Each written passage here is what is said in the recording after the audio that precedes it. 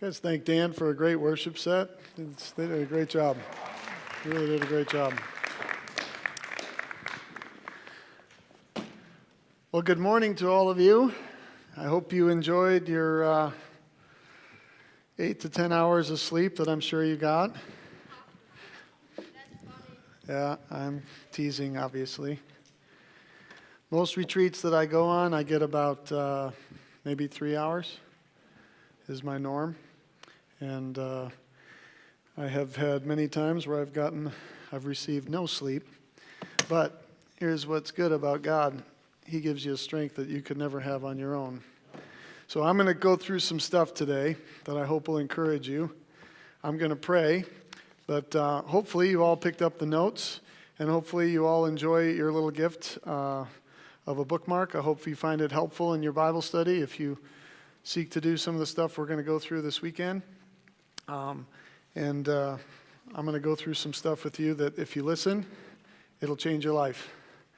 If you don't, I'm not sure what else I can do to help you, but I'm going to do my best to help you. So let's pray and see what God does. Father, we love you. Thank you for a great worship set. Thank you for a great morning. Thank you for these students, Lord. They did so well listening last night, and these leaders. I pray, Lord, that your Holy Spirit would meet us where we are and grow us in the direction of your will. Because some of the topics that I'm going to talk about today, Lord, were not always topics I was very mature in my life. But you lovingly came alongside of me and challenged me and encouraged me to grow in maturity. And because of it, my life has a completely different level of contentment and joy because I seek to be obedient to your word. So I pray that each and every one of us in this room seek to live the life that will honor your word. And because of it, you allow us to be faithful and fruitful for you in ways that we pray doesn't bring us glory, but brings you glory. So help me, Jesus, to get out of the way. I pray that you would speak your truth into the lives of each and every one of the people who are here today. And I pray that we go home a changed people, one eager to serve you and to have other people see you in us. We pray these things in the powerful name of Jesus Christ. And all God's people said, amen. Well, if you were here last night and were paying attention to some of the stuff that we did, we went through the formula of truth plus love equals Jesus' joy. And at the bottom of those notes, you saw a little line that said, if you live a life in the truth of Jesus, plus express your love in a way that honors Jesus, it equals a life that has Jesus' joy. You're living in the Father's will for your life. You actually have a life that has a momentum to it because you're being obedient to what God designed you to do, and that's to follow his lead. Here's what I would say to you. Something weird happened to me the other day that relates to a little bit what we're going to do. I was at this big mega store getting some food, like a Sam's Club type place, and getting these things. And so I went to use the restroom. And as I'm washing my hands in the restroom, all of a sudden, this frail old lady comes out of the stall. And she comes out of the stall, and I'm washing my hands, and she looks at me, and I look at her, and she had this great one-liner. She just looked at me. Again, she had to be in her mid-90s, right? So she's sitting here washing her hands, and she looks at me, I look at her, and she says, well, one of us is wrong. And I said, ma'am, it's okay. It's okay. I said, you have a great day. And we both smiled at each other. She was embarrassed, said, don't worry about it. Apparently the 4 or 5 urinals next to her didn't kind of tip her off that she was in the wrong particular bathroom.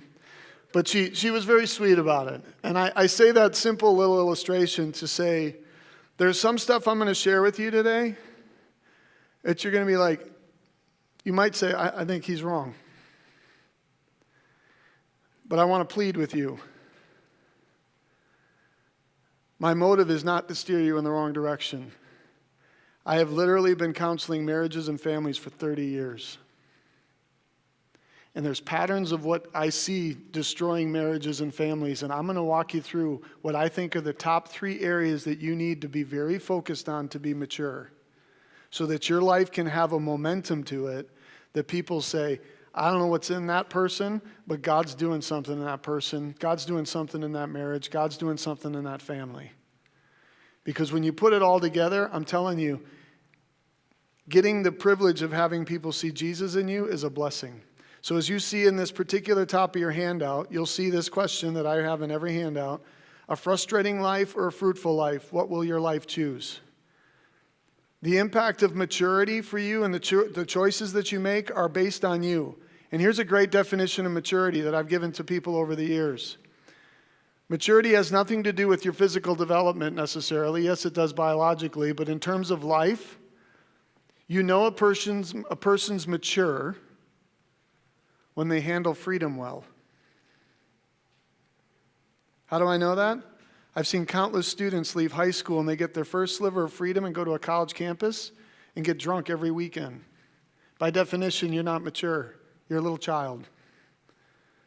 You let other people manipulate you, and that is a worldview. If your worldview is like, hey, I can't wait to get high, I can't wait to get drunk, I can't wait to do all this stuff, your worldview doesn't work. You know why? You're excited to forget yourself. It doesn't work.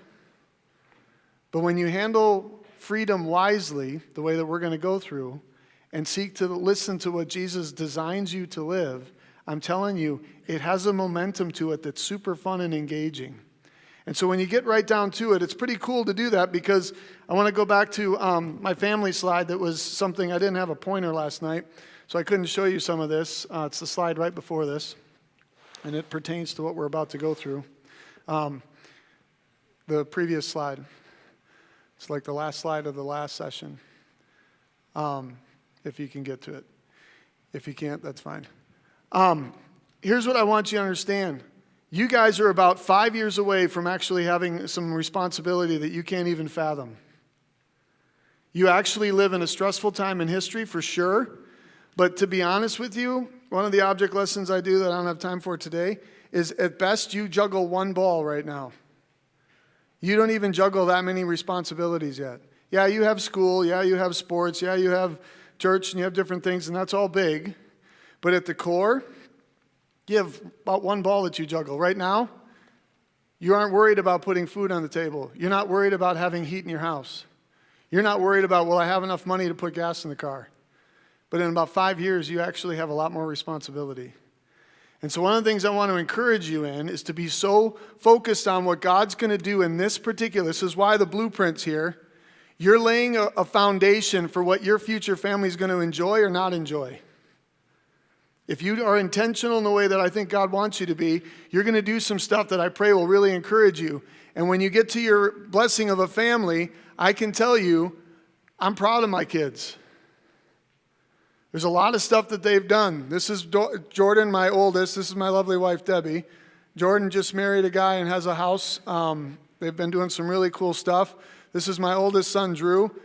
He sacked about 20 quarterbacks in his senior year of football. He went to state twice. He loves Jesus. He's doing some really cool stuff, and he gets to hold our little dog, Maybell. Then our next daughter is Emily. She's right here. She can fix cars in a way that's humbling to me. I know nothing about cars, but she's fixed the brakes. She fixed the door on the van that my wife ripped off last night, okay? She did some stuff. She's really good at that. She loves it. And then this is my son, Stuart, right here. He's blessed to swim. I'm missing his swim meet today and my little girl's swim meet today. Stuart is such a good swimmer. He's in like the top 20 in the nation in a couple different strokes. He's ridiculously fast. And God's blessed him to be fast, but he's very disciplined in what he does. And then this is AJ. You're going to hear a story about AJ in a little bit. He's a football player, and he does some cool stuff that I'll share with you in a little bit. And this is our little Gracie Lee. She's a fast-pitch softball player. She hums the ball in a way that's pretty cool to watch her do. And then little Addie there, she's a state champion in 1 or 2 strokes in swimming. She's really, really good. I say that to you not to impress you. I say that to you because one of the things I do as their dad is I say, God's given you gifts. Work hard at developing them so that you can bring glory to the King. Because one of the things that people say about Christians is sometimes they say Christians just kind of sit on the sidelines. They don't get fully engaged in life. And I don't think that should be the case. I think we should be completely engaged in life in such a way that people in our community There's people from all those different swim teams, sports teams that come to our house just to drop something off. And when they're in our house, they see certain things that we have on the wall. And it's happened multiple times where people stand there and they're like, they just want to be in our house for a while. And I didn't understand why in the beginning, but partly because of what I'm about to go through, I understand why. Because sometimes people have such difficult families or difficult marriages that they come in my house by the grace of God and they just feel love. They can see it. They can see how we care for each other. They see how we do different things. And I'm going to walk you through some of those things so that when you're blessed to have a family of your own, which will not be as long as you think, these next couple years go super fast. I can't believe that I already have two that are in college already and one that's already married. It just goes fast. So I'm going to go through some stuff today. If you go to the next part of the introduction, we're going to talk about at the bottom there, focused living, faithful living, and fruitful living. I'm going to teach you something called compound interest. Compound interest is one of the miracles of the world, mathematically, and it also is of life. And I'm going to train you in some stuff that I hope will encourage you. But before we do that, the slide right before this, can you show the slide right before that, or is that too difficult? I'm sorry, normally I'm used to doing a clicker. It says the study on it. So you're going to hear me talk about this next tomorrow, but this is my study in my house. It's in the basement of our house, and this is what I call my Jesus chair. And I'm saying this to you right now because I want to challenge you to have a holy place. I want to challenge you to have a place that you meet with Jesus on a consistent basis. When I was your age, I had it in my bedroom. I had this one section of my bedroom that right next to my nightstand, I had my Bible, I had some other stuff, and I could sit there and listen to music that was worship. Nothing like you guys can now, because worship music now is way better. But back in the day, it was like a couple songs, and I'd sit there, I'd listen to some music, and I'd pray, and I had a notepad next to me, and I had my Bible. And I have met with Jesus so many times in these different settings, these holy places, that eventually became this. This is an old-fashioned roll-top desk built in 1890. It's an awesome desk. I've written countless sermons on that desk in different places. And this is a pretty sweet invention that God blessed me to do. I developed this in that chair when I was designing stuff. I'm kind of an inventor. I'm a woodworker. I build things in my workshop. This is a book swivel, it's called. It holds 6 books open at one time, and all I have to do is spin it. And it's got pegs in it that it holds all the books open right to the page I need. And so when I've written papers and done stuff, I sit there and I spin this book swivel. It's awesome. Now, this is a pretty elaborate holy place, but I want to challenge you as I go through stuff for you to think about where could I, if you're blessed to have your own room or a space, that you can meet with him consistently so that God develops that maturity in you. So here's what we're going to look at. You're going to see 2 Timothy 3:15c through 17. We talked about it last night. But before we get to that, I thought you'd like this picture of a driver. You can find that.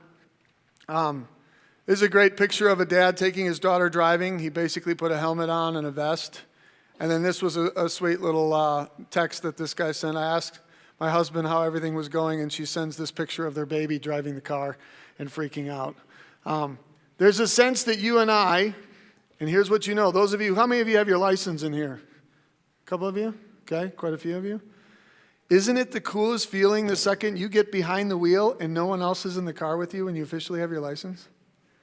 Isn't that awesome? Like, you never forget that moment. You're like, I'm in the car. No one's watching over me. I can drive this thing anywhere I want. It's pretty cool, right? But then you also have this discovery. You're driving in the car and you're like, wait a minute. People have been driving me places for years. I don't know how to get there.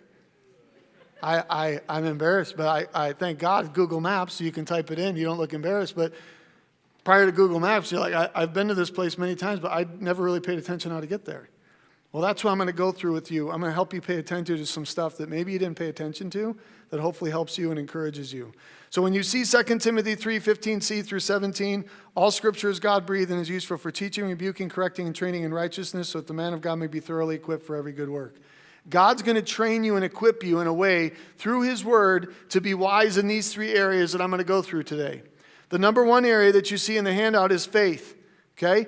Faith is huge. Development of faith is huge. So this little quiet time space that I showed you is a place that is kind of my spiritual gym. Because of the busyness of my life, on a typical day, I'm in that chair at 5 a.m. and I have quiet time with Jesus for a significant amount of time, and then I walk through my workshop to this little exercise area in my basement, and then I work out physically. But I always start my day working out spiritually because I know God's going to train me in that time. What happens in that time is this. You get to this next passage in Matthew 5, 3 through 16. This is a great verse in the Bible, and I don't know about you, but when you ever do communication or you do certain things, you want to have a strong opening line typically when you do communication. So for years, I was struggling with, this is Jesus' famous Sermon on the Mount. This is one of these sermons that he gives in his ministry. And for years, I thought, Jesus, seriously, this is your opening line? You got to be kidding me. But then all of a sudden, in one of my quiet times, I sat there and I'm like, oh my goodness, it's genius. It's one of the best opening lines of any talk you could ever give. Look at what he says. All these people are on this mountainside listening to him. They've watched him take the blind see, the lame walk. They've seen this guy do stuff that they're like, who is Jesus? Who is this guy? So he gets on this hill and gives this famous Sermon on the Mount, and his opening line is, blessed are the poor in spirit, for theirs is the kingdom of heaven. Well, if you're like me, you're like, okay, great, Jesus, that's really great. But if you really think about it, it's genius for this reason. It's back to Isaiah 66:2. This is the one I esteem, he who is humble, contrite in spirit, and trembles at my word. Jesus' opening line is almost a fulfillment of that passage. Blessed are the poor in spirit, for theirs is the kingdom of heaven. Basically, blessed are you if you're humble and teachable. Because if I can't teach you, I can't help you. I can't tell you how many soccer players I've coached over the years that come onto the team because I had a reputation of having really good teams. So these new players would come on. They'd come on very arrogantly. And I would pull them aside and I'd say something to them like this. I'm going to help you become a better player. But I can't help you become a better player if you don't allow me to teach you. If you're going to be so full of yourself, so arrogant that you're unteachable, I can't help you. And there was one player in particular who was so unbelievably arrogant, very talented, but eventually he just did so many different things that he came off the field after swearing at one of our players, which I didn't allow to happen. And I turned to him and I said, David, it's been a real ride coaching you, but you're one of the few players I've ever had to do this to. I said, give me your jersey. You're done playing for me. You're uncoachable. You're unteachable. There's nothing I can do. I've tried. Go play for someone else because you're not playing for me. And what's amazing, our team got better because the other players were teachable and they recognized this guy just wouldn't listen and he was always antagonistic towards other players and not very, very selfish and all this stuff. And I just said, you know what? I want you here, but you don't want to be here. And I've tried, and so I'm just going to take this right out of the equation. And so there's things in your life and in mine, if we don't pay attention to the King of Kings, look at the very next line. It's masterful. It says, blessed are the poor in spirit, for theirs is the kingdom of heaven. Then he says, blessed are those who mourn, for they shall be comforted. Jesus knows that when you hear the truth from him, you're going to mourn your sin. You're going to have the response similar to what Isaiah had. Woe to me, I'm a man of unclean lips. I'm not worthy. But that's why he says, you're going to mourn your sin, but I'm going to comfort you. I'm going to love you. And when you understand the gospel, I'm going to die for you. That's how much I love you. I'm going to lay down my life, not because other people take it. I'm going to lay down my life because I'm going to die for you. And so he goes through this whole sequence. Blessed are those who hunger and thirst for righteousness, for they will be filled. Blessed are the pure in heart, for they will see God. I had a friend of mine in seminary, big Russian guy. His dad was a pastor in Russia. They would baptize people in this underground cave because it was illegal to be a Christian at that time in history in their country. And Vitaly is his name. He lived it. He was this big Russian guy. Vitality was his name, but his life was vital. He was just like thriving. He was a fun guy to be with. And I'll never forget, he would sit here. We and I had a Greek class because I did my Master's of Divinity at Trinity. So you take Greek and Hebrew and all these things in the original languages of the Bible. And we had Greek class together at 7:30 in the morning. And he'd come in at 7:30 in the morning when we have these exams. He's like, Casey, I prayed that Jesus would come because I don't want to take this test. He says, I prayed that Jesus, and Jesus didn't come. And you got to understand, Vitaly, he had to translate the test into Russian so that he could understand it, and then from Russian translate it to English so he could actually give it to the teacher. So that test was a lot harder for him than it was for me.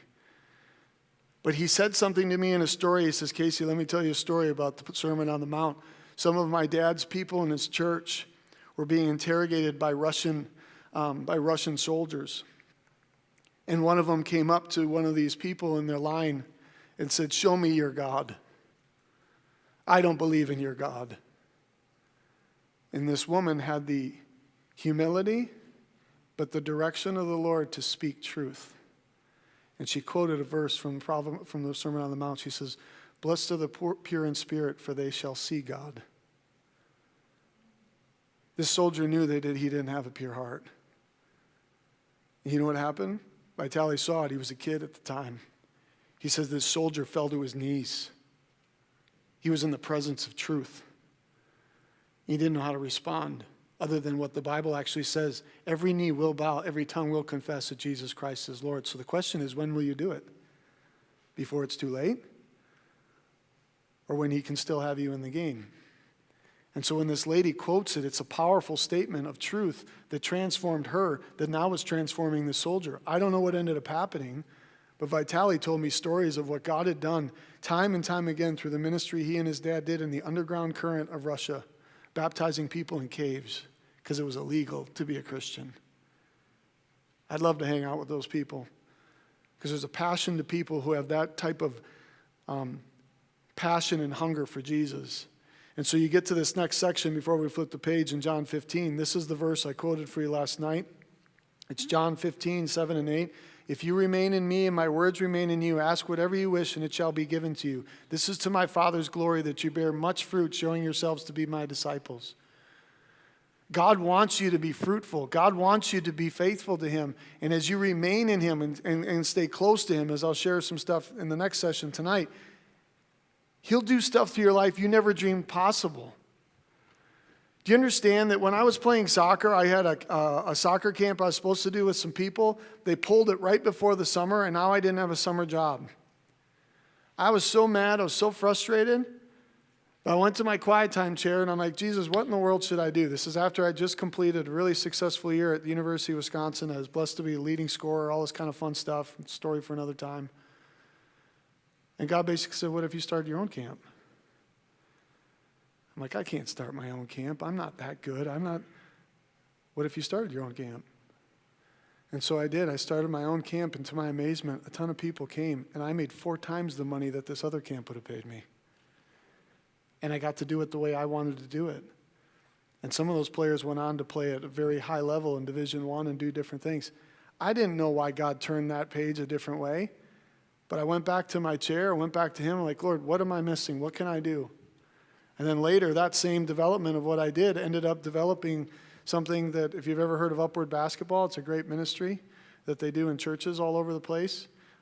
They had Upward Soccer years ago, and it was kind of broken, and so I ended up changing some of that, and they ended up flying me down to rewrite their entire soccer curriculum for that ministry that now goes to whole different parts of the world. All because I started a camp in my backyard. All because God said, you see this much, I see this much. Are you going to trust me? Are you going to let me be fruitful through you? Are you going to humble yourself and be teachable? Because I'm telling you, every single one of you has a story. Every single one of you has something that God's excited to show you and teach you that is greater than you could ever imagine in your life. But the question is, are you going to have the courage to listen and to be focused and then say, all right, this is the game plan, and I'm going to go through that with you a little bit later tomorrow. When you flip the page over to the next section, you're going to see the section on family. And when you see this particular section on family, there's a section on love that is important that we're going to get to if I have time. But one of the things that relates to family is this. This is a little object lesson that hopefully will help you. The reason this is important for you to get, you have faith that's important. You've got to understand your faith. Truth plus love equals Jesus' joy. But if you don't get the family part right, these 3 areas are generally the demise of most people or the development of most people.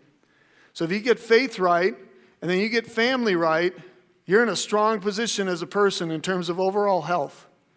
But what ends up happening is you can't do anything to keep yourself from being born into the family you're born into. I hope you're born into a great family. But having done what I've done for so long, I know that it's not always the case. And so you have people who stay immature in key areas of life, and what do? They basically say to their kids, here, deal with this baggage. It's all stuff I never dealt with, and you're not going to deal with it. And if you do deal with it, good luck, because it's hard. But then someone has the courage, and this is why I stay in youth ministry. I've seen God change families through students. I've seen students become so serious about their faith that their parents start seeing them getting up early or going to bed early and reading their Bible and praying. And sitting with a notepad, writing down, God, what's the blueprint for me? What do you want to do in my life? How can you make me more mature?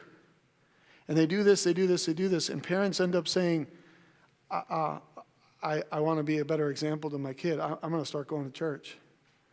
My kid's calling me up. And I've seen God change an entire family because one person took the gospel seriously and said, God, change me. I'm not strong enough to change me. I need you to change me. And so what ends up happening out of that is God starts taking these bags and makes them smaller. You get to kind of this size bag, and then you get to maybe this size bag of another one that I've got here for object lessons you're going to see in a little bit, another size bag. But the goal of my life for my kids is to give them a bag maybe this big. That's my goal. There's going to be baggage. I'm going to make mistakes, and I have. And I've told my kids, I'm sorry, I didn't handle that well. But the goal is to have the baggage be really small so that my kids and my family can thrive in such a way that they say, you know what? I love being a part of my family. I love being a part of God's family. And so when you see these texts, I've shown you some stuff here about a 40-day challenge I'd encourage you that I'm going to get to a little bit later. This idea of this image of bags and baggage. There's all kinds of baggage that people have. We all have it. I have it. You have it. But the question is, do you allow the Holy Spirit to unpack some of that baggage to make you stronger? You'll see in Mark 31, chapter 3, verses 31 through 35, there's an amazing passage where Jesus is being challenged by people. And they're like, hey, your mother and your brothers are out here to see you. And this is what he says. Who are my mother and my brothers, he asked. Then they looked at those seated in the circle around him, and he said, here are my mother and my brothers. Whoever does God's will is my brother and my sister and my mother. Jesus just redefined family. He says the real family is the family of God. The forgiven people. The people who do the will of my Father. That's a whole different level of family. See, I've been blessed with a great family growing up. Not without its obstacles at times. I'm the oldest of 6 kids. I have 4 younger brothers and then a baby sister. And if I have time, I'll share a story with you about that tomorrow. I've been parenting my siblings for years because I love them. I want my family that I grew up with to be healthy, but I knew that I was going to spend more time with the family that is behind me on the screen. So I was starting to develop my blueprint when I was your age. I started dreaming in my Jesus chair. What could my family look like? What could I do? And I tried to do this, the negative life math and the positive life math. I wanted to limit the amount of baggage my kids were going to deal with.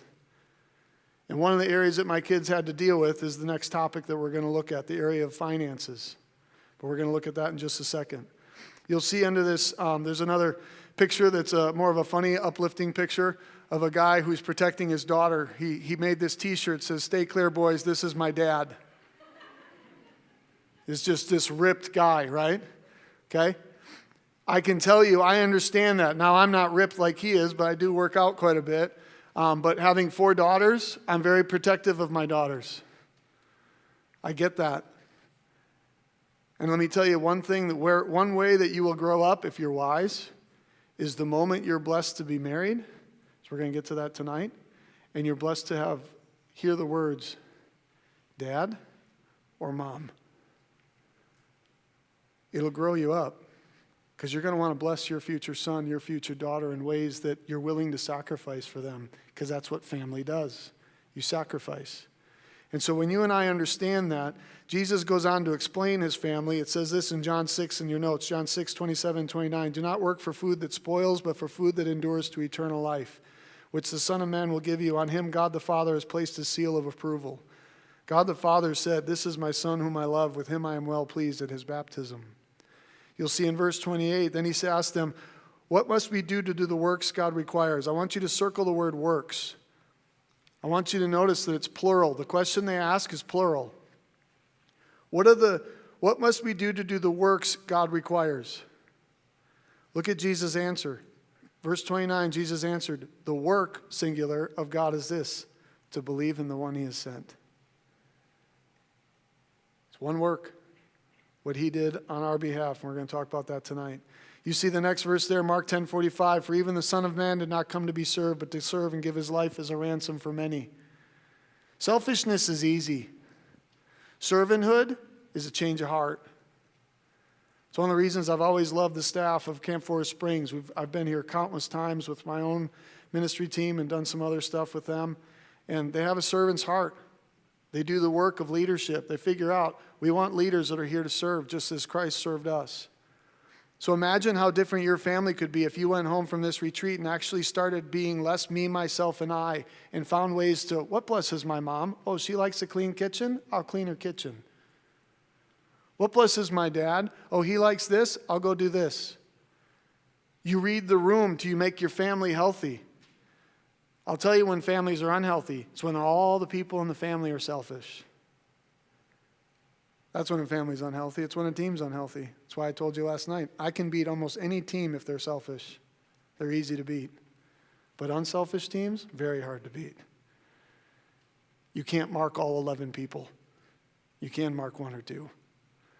And so when you see this idea of family, this last verse, Luke 19:10, for the Son of Man came to seek and to save what was lost. He came to purchase us, to love us, and to challenge us. The final thing I'll say before we close is this area of finances. You have faith as a key area, family is a key area, and finances. And we're going to go through the different steps of this in different details through the weekend. But finances, this is a great verse for you to recognize. It's actually Proverbs 21. It's my mistake. It's wrong on here. Proverbs 21:20. Okay? It says this, in the house of the wise are stores of choice food and oil, but a foolish man devours all he has. Money is the number one reason for divorce in the United States. This is an area I was not good at. This was an area I was very immature, and I was embarrassed by it. My wife was far greater at this than I was. So I could have done the ostrich technique, like we talked about last night, stick my head in the sand, or I could actually spend the time to figure out, what do I need to do to get better in this? So what did I do? I did the very thing that the logo that you have on all your sheets has. It's the Loft logo, fruit on the tree. I looked for people who had fruit on the tree.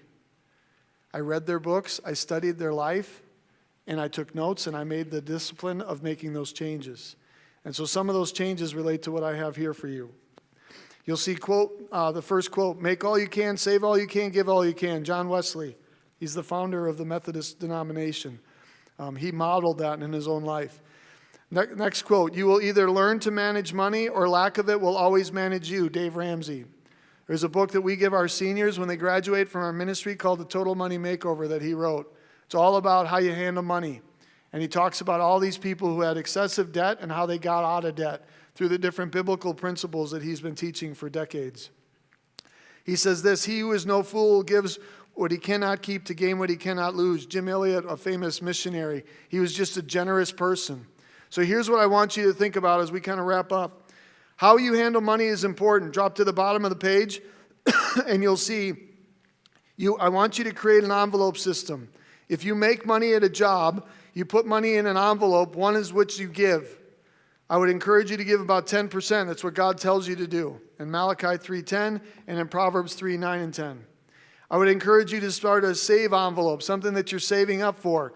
This particular thing that you see here holding my object lessons, I was saving for this because this is a really cool thing that you have in your workshop. I didn't have the money for it because a lot of my money goes to the church and my kids' 7 sports.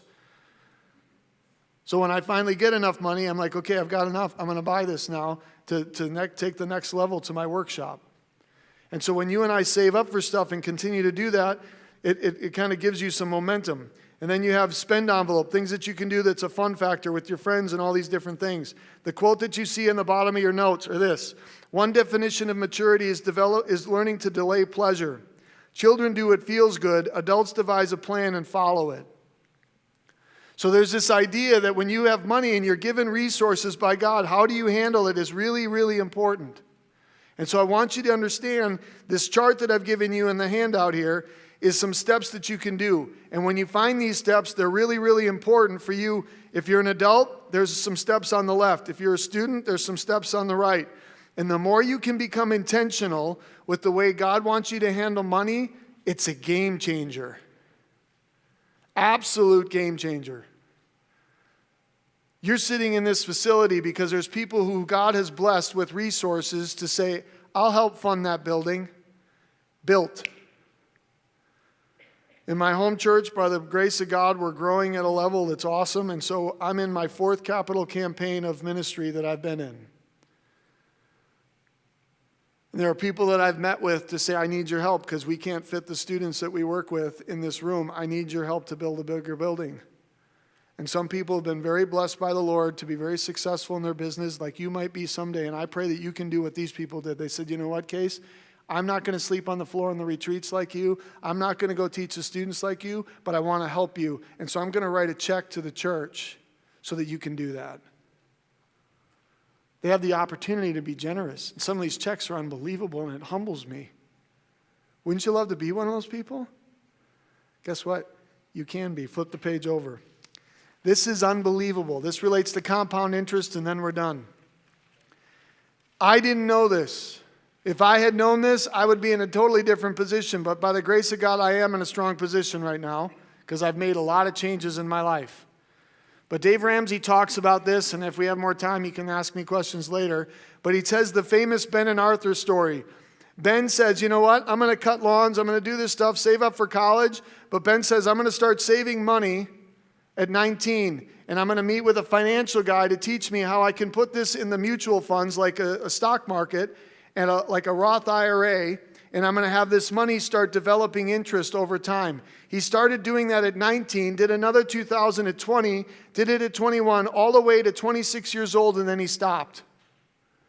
Put a total, I put this right at the top of your notes, he put a total of $16,000 in and didn't touch it. The mutual funds started to develop and develop and develop and develop, and he kept making money just off the interest of it. And if you look at what Ben ends up with when he retires at 65, on average, he made $2.2 million. 16,000 in, 2.2 million out. It's insane. Arthur, his brother, said, I'm not going to do that. I'm going to start when I'm 27, which is still good. Started when he was 27. But notice what Arthur did. Arthur put in 78,000. I put it again at the top of your notes. And he never caught up with Arthur. Arthur made 1.5 million. Compound interest is one of the miracles of math. I don't understand how it works, but it works. I've known people who've done this. We have alumni from our ministry that are doing this. And if you can tell money where to go and be wise and not be reckless with it, like I was in my earlier years, oh my goodness, think of what God could do through your life when you get older. Because maybe someone's going to say, hey, I don't have the money for this, and we need this for our students. You know what? I'll help you. I'm going to write a check because God's been good to me. And he wants me to be generous. You take that to the next level, flip the page over, and then we're done. You take that to the same level of discipleship. Most people come to know Jesus Christ as their Savior at about between the age of 18 and lower. But some people are saying, you know what? I don't want to do that. I was blessed a while back to lead a guy to the Lord in my office. He was mid-70s. And here's what's interesting. I've been blessed to lead a lot of people to the Lord, and here's one sentence I've never heard. Never. I'm so glad I waited this long.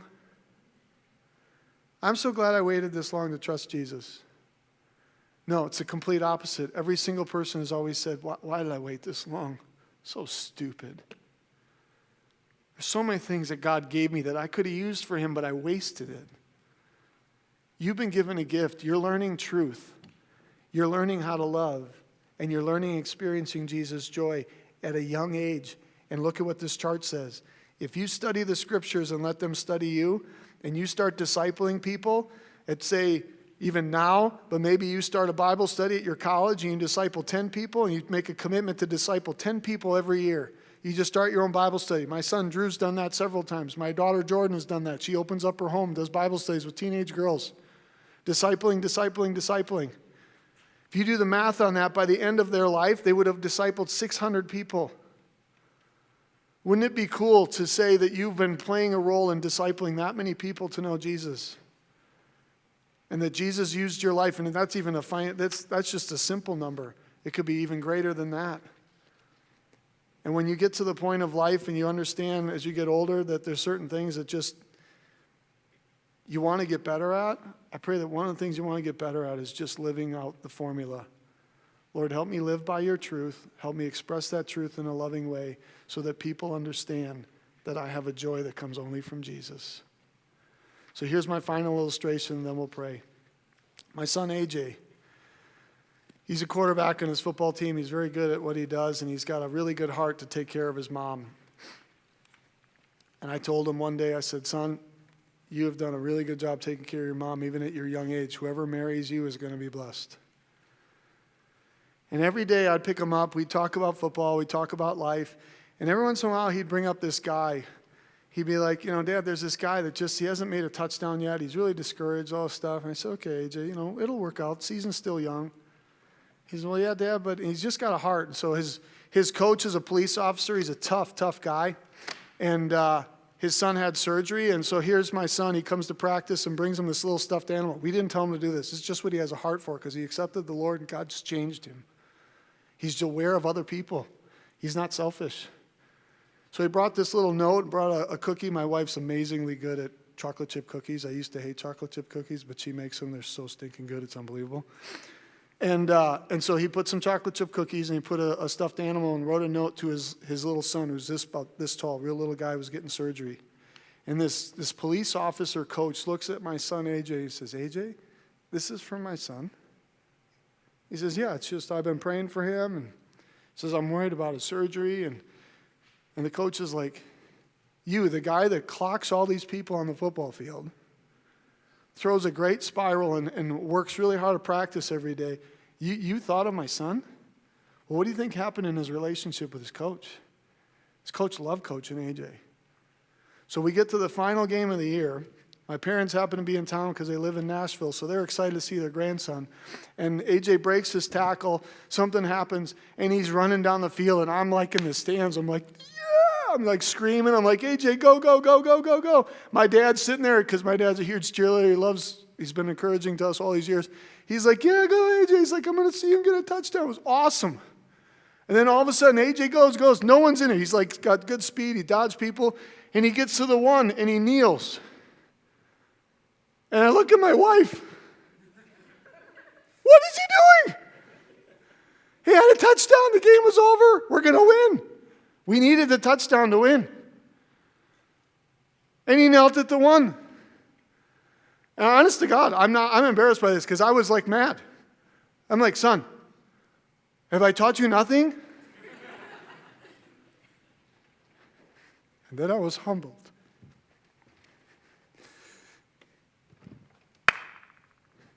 Snap the ball, hand it off, and the kid who hadn't had a touchdown all year goes into the end zone and scores. Place goes nuts. Players are jumping around, they're doing all this stuff, and AJ's sitting there. Dad, first words to me at the end of the game, Dad, John got a touchdown. I said, AJ, I'm proud of you. Not for the touchdowns that you've made. You demonstrated love. That player will never forget that play and will never forget you for the rest of his life. And neither will your coach. So at the end of the season, they did the banquet. I wasn't able to be there because I was doing a ministry thing, unfortunately. Fortunately, a ministry thing, but I missed my son's thing. And his coach gets up at the end of the season and says, I've coached a lot of players. I've never coached a player like AJ. How do you think that makes me feel as a dad? It's a win. It's what I want for you. Be intentional about the life God's given you. And I promise you, people will say, best player I ever coached. My most reliable student in my classroom. And your kids will be blessed by you because you actually grew up in this age of your life. You actually started saying, God, help me build the blueprint so that I'm wise with my faith, I'm wise with my current family and my future family, and I start learning how to handle finances. You get those 3 areas right, you're going to hit a momentum that's going to make you very fruitful for the King. Let's pray. Father, help us because we need your help. I'm so thankful for these students and their willingness to listen. I pray, Lord, that as we go about today, that you keep us safe because we're going to have a ton of fun playing games. But I pray, Lord, that people will also process the things that we're going through today because these are some areas, Lord, that I was immature, but by your grace and your direction, you've really trained me to grow in maturity, and I'm grateful. My wife's grateful. My kids are grateful. My church is grateful. And I pray that these students and these leaders would take the time to sit in a chair with you and just listen how much you love them and how much you have a plan and a purpose for them, and that they can live a life that shows the world they belong to you. So, Lord, use us. Help us to glorify your name in every breath that we breathe, and help us to live a life that makes you smile, because if we make you smile, we're going to walk around with great joy, because we know that our life actually has a difference to the lives of those you put in front of us. So help us to have a great day. Help us to think about these things and talk about them, and may you get the glory for it. We pray these things in the powerful name of Jesus Christ. And all God's people said, amen. Thanks for your attention. You guys were great.